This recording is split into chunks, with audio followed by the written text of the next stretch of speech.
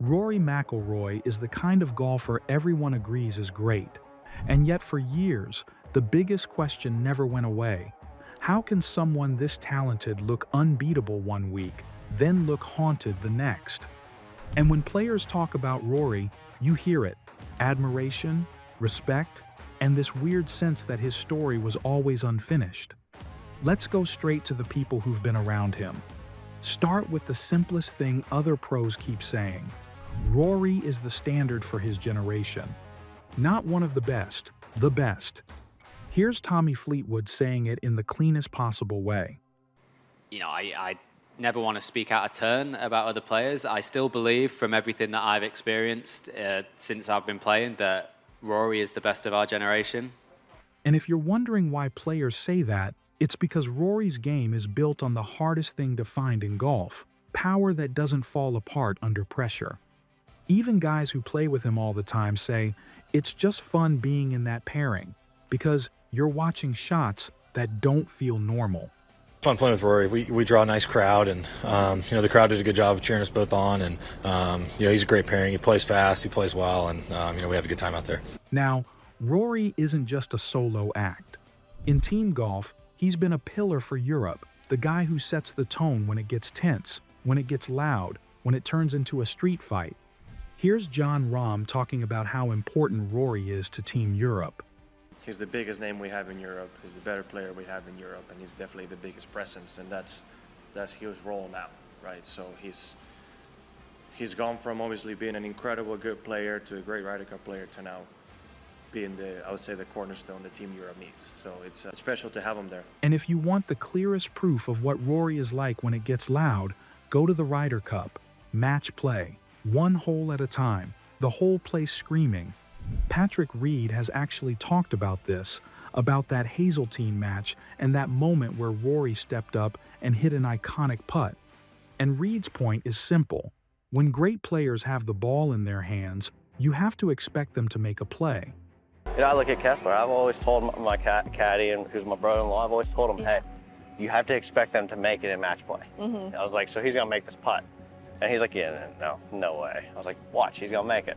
I'm sitting there telling myself he's gonna do it, but I'm thinking he has like maybe a 1% chance, and of course, perfect speed right in the heart. Yeah. And his look, when he just looks at me, he's like, how did you know? I was like, well, one, I didn't, but it's just one of those things that you have to expect great players when the ball's in their hand to make the play. And off the course, Rory's relationships tell you about the kind of person he is, because the best players don't last this long if they're isolated.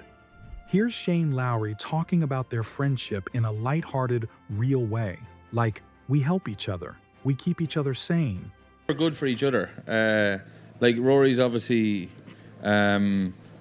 he's very serious about his golf. He works very hard, and I've seen that over the years. And I think I've brought some of that into my game. And then he sees the way I am, and he kind of brings some of that into himself. So I feel like we're very good for each other. And we go away, we play tournaments. The odd time we play against each other on Sundays. The last time was Sunday at Pebble this year. He beat me, so I was obviously pissed off at that. And I had to pretend to be happy for him.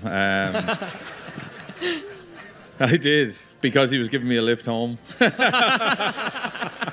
But here's the thing. Rory is more than just a friendly superstar. We know he can be closed off. He can go quiet. And sometimes he's so locked in that it comes off as cold, even to other top players.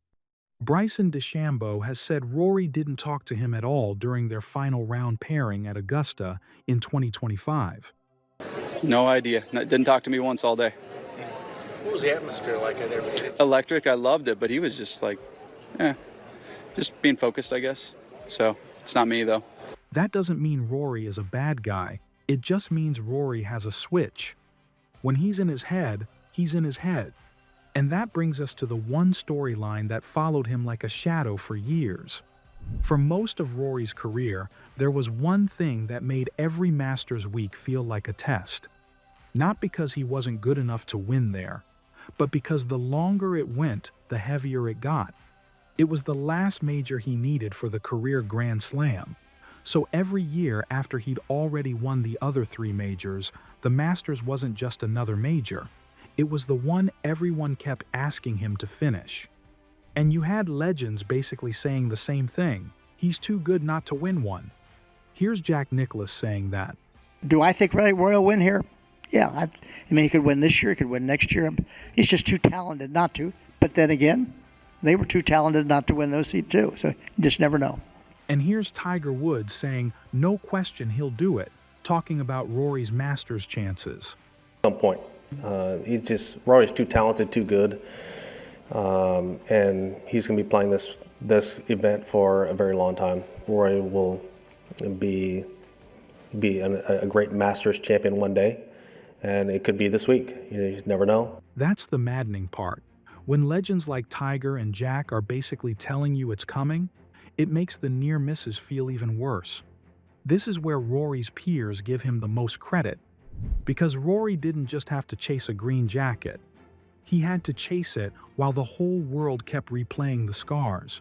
Every slip, every Sunday that got away, every year that turned into maybe next time. Paul McGinley put it perfectly. Rory is one of the most resilient golfers ever.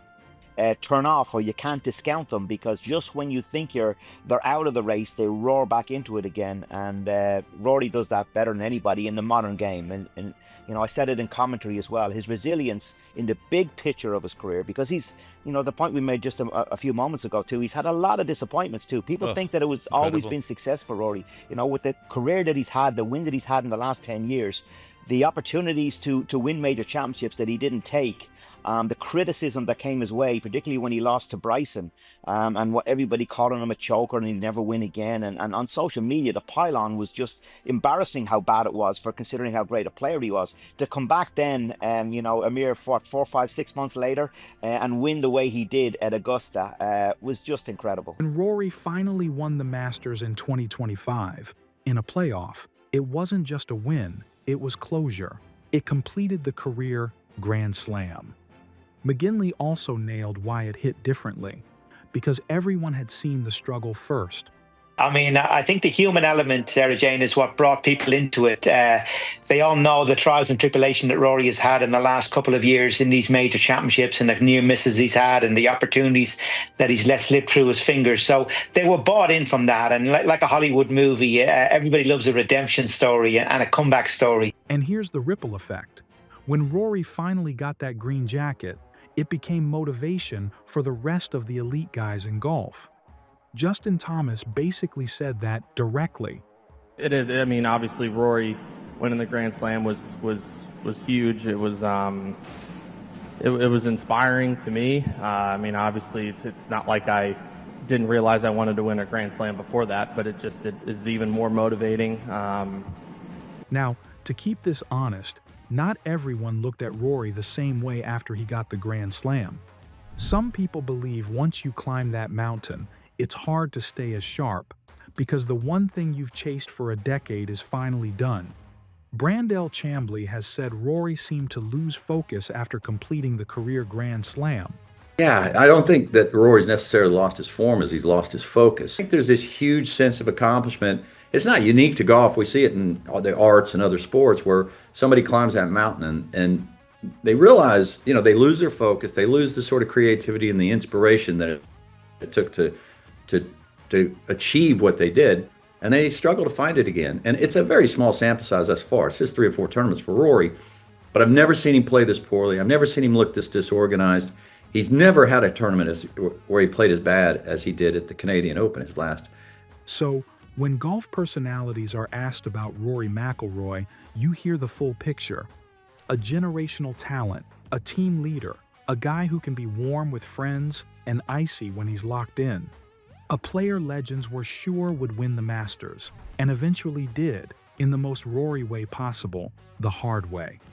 And now, the story isn't about whether he can do it. It's about what he does next, with nothing left to prove.